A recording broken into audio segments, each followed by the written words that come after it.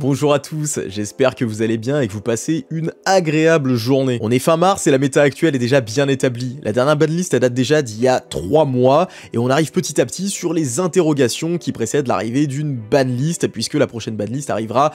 sous peu. Que ce soit quelques jours ou bien quelques semaines, on sait qu'on est plus très loin de cette décision de Konami. En plus de ça, la banlist OCG vient de sortir et bien qu'elle ne soit pas déterminante pour savoir en fait ce qui va être banni ou limité chez nous, je le vois bien autour de moi, elle contribue à déchaîner les passions. Sans donner de jugement de valeur sur la méta, on va essayer de voir ce qu'il est possible de faire pour lui redonner un coup de jeune, essayer de l'équilibrer un petit peu avant les prochaines échéances et notamment les différents championnats nationaux qui auront lieu lors des prochains mois. Du coup, on va se mettre à la place de Konami, on va essayer de voir ce qu'il est possible de faire pour contenter un maximum de joueurs, que ce soit les joueurs qui en ont marre de cette méta feu et qui souhaitent voir un gros shift réalisé, aux joueurs qui ont réalisé un investissement massif dans ces decks et qui ne souhaitent pas voir leur investissement réduit à néant. Alors il va être important quand même de noter que dans cette vidéo, ça sera pas réellement une wishlist que je vais vous faire, c'est-à-dire que je ne vais pas vous parler de mes envies, parce que tout simplement Konami en a rien à foutre, et vous de même d'ailleurs, et vous avez tout à fait raison, mais je vais surtout essayer de faire une discussion ouverte sur les choix potentiels de Konami, des choix qui seront bien évidemment plus réalistes que ce que j'aimerais voir ban. Allez, sans plus attendre, on va essayer de se plonger dans la tête des décideurs de Konami.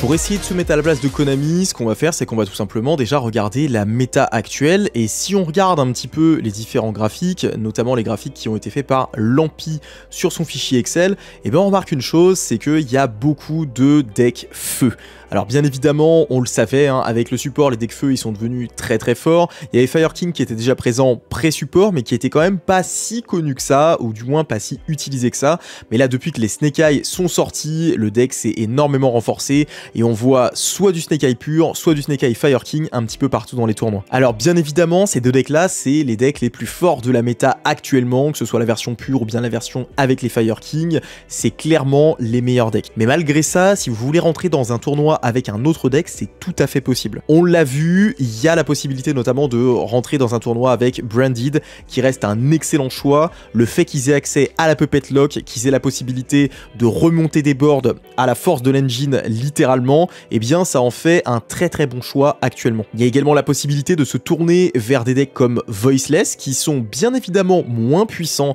que des decks comme Snake Eye ou Snake Eye Fire King, mais qui peuvent quand même tirer leur épingle du jeu, même si bien évidemment je les considère moins bons que ces deux meilleurs decks. Et puis il y a toujours la possibilité de partir sur des decks shifter, c'est-à-dire que des decks comme Flunderies ou bien des decks comme Kashtira ont une bonne chance de s'en sortir contre les decks feu, puisqu'ils ont la possibilité de rentrer des cartes de tricheurs, dans le sens où shifter permet littéralement de faire pass turn son adversaire ou bien de le faire finir sur un board qui est totalement suboptimal. Donc on le voit, même si Snake Eye pur et Snake Eye Fire King restent les meilleurs decks de la méta, il est tout à fait possible de rentrer dans un WSQ avec un autre deck et s'en sortir plus qu'honorablement. C'est notamment ce qu'a fait Jeremy Bass au tournoi WSQ Lyon qui a eu lieu il y a un petit peu plus d'une semaine, en remportant le tournoi avec son deck Flunderies, alors qu'il n'y avait pas grand monde qui l'attendait ce deck là à ce niveau. Malgré le fait qu'il soit possible de jouer d'autres decks que les decks feu pour gagner un tournoi, il y a quand même beaucoup de joueurs qui sont très mécontents de voir un deck aussi dominant et qui aimeraient donc du coup voir Konami le démolir au cours de la prochaine banlist. Et c'est là que ça va être très très compliqué pour Konami de contenter tout le monde avec cette banlist, puisque il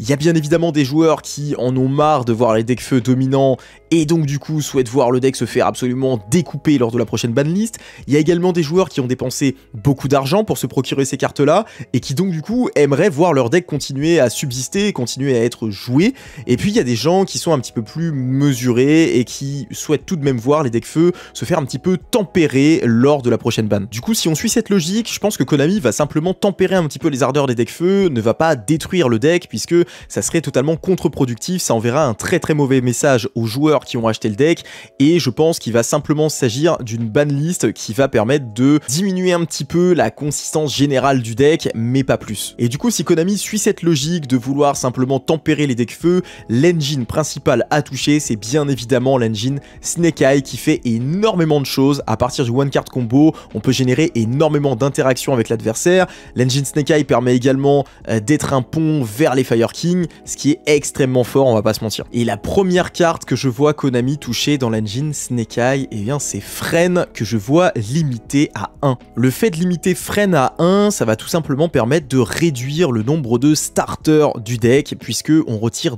2 starters, que ce soit à la variante Fire King ou bien à la variante Snake Eye pure. Et puis il y a autre chose qu'il faut voir, c'est que si on a un seul Fren dans le deck, on n'a plus la possibilité de le tutoriser lui-même une fois qu'on a interrompu notre adversaire. Et ça change pas mal de choses mine de rien, puisque ça force à utiliser de manière judicieuse ses ressources, et ça permet d'avoir un petit peu moins de gaz à utiliser lorsqu'on doit repartir tour 3. Si Konami souhaite réellement mettre un gros coup à Snake Eye, eh bien il est possible qu'il banne la carte, mais je n'y crois pas du tout. Pour moi, cette carte va simplement être limitée ou bien semi-limitée pour simplement nous faire comprendre qu'il faut faire attention, pour réduire un petit peu la consistance du deck, mais pas plus. Il y a une autre carte qui pourrait être touchée par Konami, c'est Snake Eye Hawk. Le fait de toucher Snake Eye Hawk, ça oblige forcément à le ban, puisque Hawk ne peut pas être limité, on le joue déjà en x1 dans les variantes Snake Eye pure ou bien les variantes Snake Eye Fire King, donc du coup, faire une limitation ou une semi-limitation de cette carte n'aurait que peu d'intérêt, voire pas du tout. En supprimant Hawk du jeu, on réduit les manières que l'on a de tourner autour de Nibiru comme on avait la possibilité de le faire auparavant. L'autre chose importante, c'est tout simplement que on supprime la capacité du deck à récupérer des level 1 feu de la zone bannie comme c'était possible jusqu'à présent, que ce soit sous shifter ou bien en récupérant le jet que l'on bannit lorsqu'il est invoqué spécialement par son propre effet. Et puis enfin, ça permettrait de limiter le nombre de moyens d'invoquer spécialement Flamberge depuis le deck à un seul, puisqu'il n'y aurait que Fren qui posséderait cet effet-là, et donc du coup, si on hache le Fren, on sait à 100% que notre adversaire n'a plus la possibilité d'invoquer son Flamberge. Malgré ça, je pense que le hit, il serait vraiment beaucoup trop important pour le deck, et je pense que ça ne sera pas dans la lignée de ce que souhaite Konami pour les decks feu. Et pour cette raison, je pense que Hawk restera à 3, comme il l'était jusqu'à présent. Il y a une autre carte qui pourrait être touchée, c'est le terrain Snake Eye, mais le fait de le toucher et donc de le supprimer, puisque si on le touche, on est bien évidemment obligé de le ban, hein, c'est une carte qui est simplement joué en un exemplaire. Le problème c'est que donc si on le touche, eh bien on ne touchera que les variantes Snake Eye, on touchera pas réellement les variantes Fire King. Alors oui, ça empêchera de tourner autour de Nibiru, soit, ce qui est quand même une très bonne chose, j'en conviens aisément, mais je pense pas que Konami se dirige vers cette voie-là, et pour moi le terrain restera en 3 exemplaires. Il y a également certaines personnes qui pensent que Poplar va être touché, alors bien que ça fasse sens, hein, puisque si on touche Poplar et qu'on le limite par exemple à un exemplaire, le fait de voir cet exemplaire en main, eh bien ça empêchera énormément les joueurs Snake Eye, puisqu'il n'y aura plus la possibilité de déclencher son effet, étant donné qu'il est déjà en main, on ne peut plus l'ajouter depuis le deck à la main sans le piocher, et donc du coup on ne peut plus l'invoquer spécialement sur notre terrain, ce qui est extrêmement ennuyeux. Mais malgré ça, j'ai la sensation que Konami ne touchera pas spécialement Poplar et se dirigera plutôt vers des hits sur Fren, ou bien des hits sur l'engine Diable Star, dont on va parler dès à présent. S'il y a bien une engine qui est extrêmement forte, que ce soit dans la version Snake Eye pure ou bien dans la version Snake Eye Fire King, c'est l'engine Diable Star. À elle seule, elle permet de commencer les combos, elle permet d'extend si jamais on s'est pris une interruption, elle permet de piocher, elle permet de repartir sur le tour suivant en bannissant la magie du cimetière et en ajoutant un monstre feu level 1 depuis notre deck. En fait, elle permet de tout faire. Et ce genre de polyvalence extrême, il est possible que Konami n'aime pas trop ça et qui décide justement d'effectuer des petits ajustements avec cette banlist. Et si Konami souhaite toucher l'engine, ils n'ont que 3 possibilités. Soit ils touchent la Diable Star, soit ils touchent Wanted, soit il touche la magie normale qui permet d'invoquer spécialement depuis le deck ou la main. Le hit qui semble le plus logique, c'est tout simplement de toucher soit la Diable Star, soit Wanted en réduisant les exemplaires de ces 2 cartes-là à 1. Si Konami décide de passer Diable Star à 1 exemplaire, ça va tout simplement permettre de réduire le nombre de starters disponibles dans le deck, et c'est dans la même logique que la limitation de Fren. Et puis au-delà de ça, ça va également permettre de réduire les accès à un tuner dans Snake Eye pure, puisque la Diable permet dans les 2 cartes combo d'avoir accès à Jet et donc de partir sur les plays synchro qui nous permettent d'avoir des Omni-Negate. En réduisant les occurrences où l'on va avoir accès à ces Omni-Negate, eh bien ça va permettre de diminuer un petit peu le côté oppressant du board de Snake Eye, et donc pour Konami de régler ce problème en tempérant un peu les ardeurs des decks feu. La deuxième carte qui peut être touchée, je vous l'ai dit juste avant, c'est Wanted. Alors si on parle de Wanted, c'est une carte qui permet de faire énormément de choses, puisque lorsqu'on va tutoriser la Diable Star à l'aide de Wanted, eh bien ça nous donne également une draw supplémentaire sur le reste du combo. La draw qui peut nous permettre de chercher un extender si jamais on se fait interrompre, mais qui peut également nous permettre d'aller chercher une interruption supplémentaire, puisqu'on sait que le deck joue énormément de free spot, et donc à la fin de son combo, on peut rajouter encore un petit peu plus à son board. La similarité entre la limitation de Wanted et la limitation Diable, elle concerne surtout la limitation du nombre d'accès à un starter et la limitation du nombre d'accès à un tuner et donc un accès aux Omni-Negate dans la version pure. Mais ça s'arrête là puisque si on choisit de limiter Wanted, on souhaite limiter l'accès à cette draw power, à cette draw supplémentaire qui permet de renforcer encore un petit peu plus les boards. Là où si on limite Diable Star, on veut tout simplement rendre l'engine un petit peu plus fragile. Et en parlant d'OSS, la magie normale de l'archétype, il y a certaines personnes qui pensent que cette carte va être bannie puisque ça supprimerait le pont entre Diable Star et les Fire King. Ça supprimerait également la récursivité puisque vous le savez, on peut tutoriser du Grave en bannissant cette carte et en ajoutant donc du coup un monstre feu level 1 depuis notre deck à notre main. Mais je pense que pour la survie de l'archétype, il est essentiel que cette carte reste dans le jeu,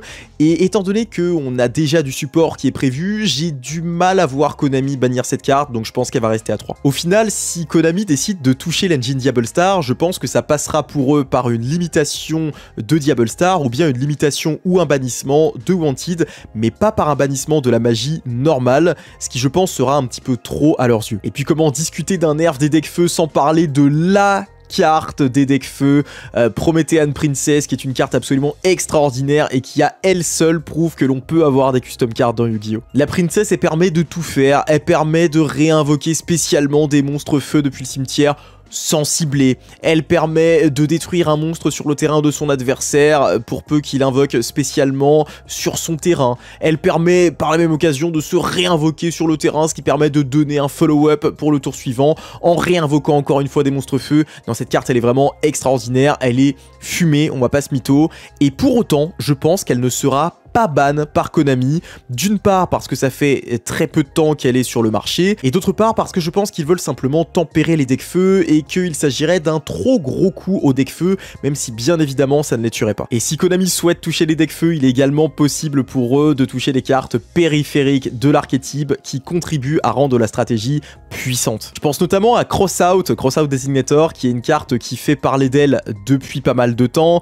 Elle est sortie depuis 2 ans maintenant, et depuis sa sortie, elle n'a cessé de cristalliser les passions puisque c'est une carte avec un design qui est assez étonnant, on va pas se mentir. Personnellement, je suis pas fan de ce genre de design là, mais à mon avis, il est possible que Konami se penche un petit peu sur le problème puisque c'est l'occasion ou jamais et décide de limiter ou semi-limiter cette carte. Et il y a des cartes qui sont présentes depuis le début de cette méta-feu et qu'on aurait souhaité ne jamais voir de manière aussi omniprésente, et ces cartes, c'est les cartes de Go First type Floodgate. Quand je pense à ces cartes là, je pense principalement à Anti-Spell Fragrance et Summon Limit, qui sont 2 cartes extrêmement problématiques dans la méta actuelle. Le problème de ces 2 cartes là, c'est tout simplement qu'elles ne laissent que peu de place à l'interaction, puisque soit on a l'out, soit on a littéralement perdu. Ce qui est extrêmement dérangeant, c'est que ces cartes là, notre adversaire va les rentrer quand il va go first, et quand il go first, il va déjà mettre en place un board qui est extrêmement oppressant. On l'a vu dans des vidéos précédentes, ou bien directement en live quand vous me voyez jouer le deck Snake Eye, vous vous rendez bien compte que le board est déjà extrêmement compliqué à passer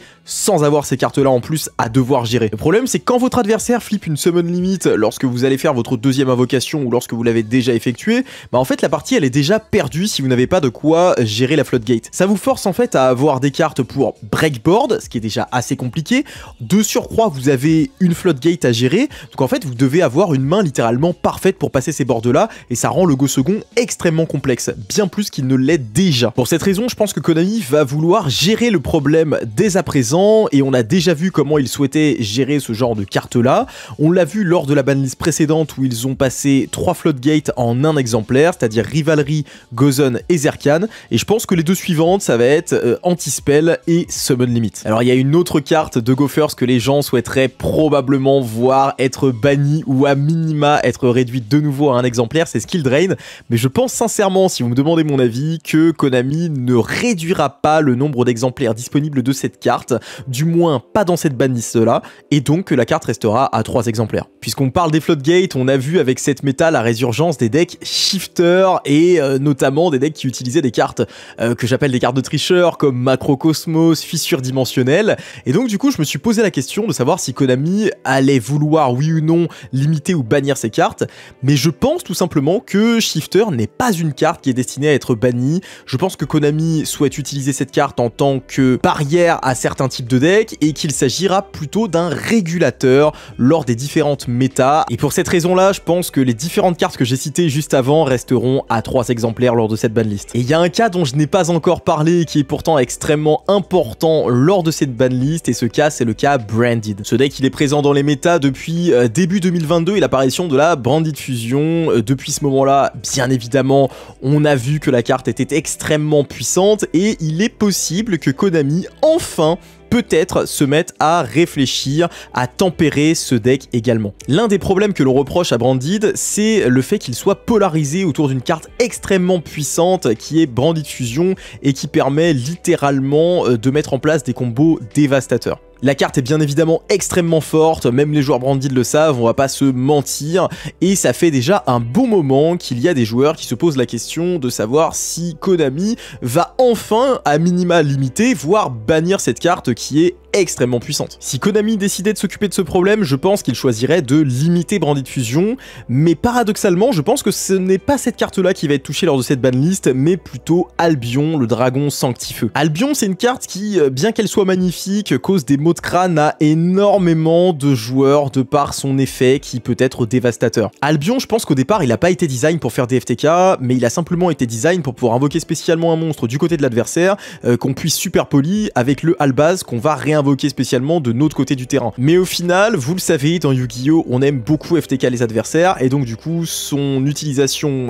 primaire a été immédiatement détournée pour pouvoir réinvoquer des disciples de Ra et autres saloperies sur le terrain de notre adversaire. Actuellement, ce qui fait parler, c'est qu'on peut réinvoquer la gimmick puppet sur le terrain de l'adversaire et donc couper court à toute invocation spéciale durant le reste du tour, et si jamais on n'arrive pas à OTK le tour suivant, et bah c'est pas un problème parce qu'on va pouvoir réinvoquer cette gimmick puppet sur le terrain de l'adversaire. Ce que je comprends pas en fait, c'est que Konami a décidé de bannir Branded d'expulsion parce que la carte était bien trop problématique, elle permettait de réinvoquer des monstres sur le terrain de l'adversaire, et donc du coup on pouvait réinvoquer par exemple des disciples de Ra ou d'autres cartes qui permettaient de lock l'adversaire. Le principal problème en fait, c'est que juste après avoir banni expulsion, ils ont décidé de créer une carte qui est Albion le dragon sanctifeux et qui fait littéralement la même chose. En plus de ça, le bordel il est pas utilisable en matos fusion, donc du coup on peut pas le super poli, il est pas targetable, donc du coup on peut pas l'imperm ou utiliser une autre interruption targetée, et de surcroît on se retrouve régulièrement dans des setups où on se fait puppet lock sous Lost ou bien avec la protection de Mercourier, ce qui permet d'éviter une éventuelle Ghost Bell ou bien un Bestial. Je pense qu'Albion au final c'est une carte qui aurait pu être bien plus intéressante pour le jeu qu'elle ne l'est actuellement, mais malheureusement le fait qu'elle ait un biais évident pour créer des FTK sur le terrain de l'adversaire, je pense que c'est trop problématique et que Konami va donc enfin bannir cette carte lors de cette banlist. Et puis pour terminer un petit peu plus légèrement cette banlist prédiction, vous le savez, comme à chaque fois, Konami décide de délimiter des cartes. Alors j'ai pas spécialement d'avis sur des cartes qui vont être libérées de la banlist. Je pense tout de même que Pancratops va enfin sortir définitivement de la banlist et repasser à 3 exemplaires. La carte, elle ne pose pas tant de problèmes que ça, elle a déjà été libérée petit à petit et ça va être sa libération finale pour moi. Et puis si je devais mettre une pièce sur une autre carte, et là c'est peut-être un petit peu le choix du cœur qui parle, on a vu toutes les cartes Salamangreat qui ont été libérées, je pense qu'il est temps de rendre Engage à 3 à tous les joueurs Sky Striker. Leur deck est déjà en piteux état, pas besoin de les amocher plus que ça, redonnez leur Engage. Et puis enfin, il y a une carte qui a été récemment débannie en OCG suite à un errata qu'elle a subi, c'est la Summon Sorcerer, et on peut légitimement penser que durant les prochains mois, alors que ce soit cette banlist là ou la banlist suivante, eh bien on va avoir un errata nous-mêmes de cette carte là, avec un reprint et une déban de la Summon Sorcerer. Et c'est là-dessus qu'on va clore cette discussion autour de la banlist. Donc si on résume, la carte que je vois bannie dans cette banlist, ça va être Albion le dragon sanctifeux. Les cartes que je vois limitées, c'est probablement Snake Eye Ash, une Wanted ou bien une Diable qui va être limitée à 1, et puis les deux fameuses Floodgate, Anti-Spell Fragrance et Summon Limit, et pourquoi pas une limitation ou une semi-limitation de Crossout. Et puis les cartes que je vois sortir sortir de la prison, c'est vraisemblablement Pankratops, et puis pourquoi pas une petite Engage qui serait là pour faire plaisir à tous les joueurs Sky Striker. Ceci étant dit, j'espère que vous avez passé un excellent moment et que vous avez kiffé la vidéo. Si jamais vous souhaitez me faire part de vos prédictions à propos de cette banlist, ou que vous avez des commentaires, des trucs à dire, n'hésitez pas à le faire juste en dessous en commentaire. Et puis si vous avez kiffé la vidéo, n'hésitez pas par la même occasion à laisser le petit pouce bleu habituel. J'en profite pour vous rappeler que je suis en live quasiment tous les jours sur Twitch à 14 h, donc si vous souhaitez échanger avec moi, me poser des questions ou bien directement duel contre moi, n'hésitez pas à passer sur la chaîne Twitch, je vous le rappelle, barcode TCG. On se retrouve très bientôt pour une prochaine vidéo. En attendant, prenez soin de vous, n'oubliez pas que vous êtes les meilleurs. Ciao l'équipe.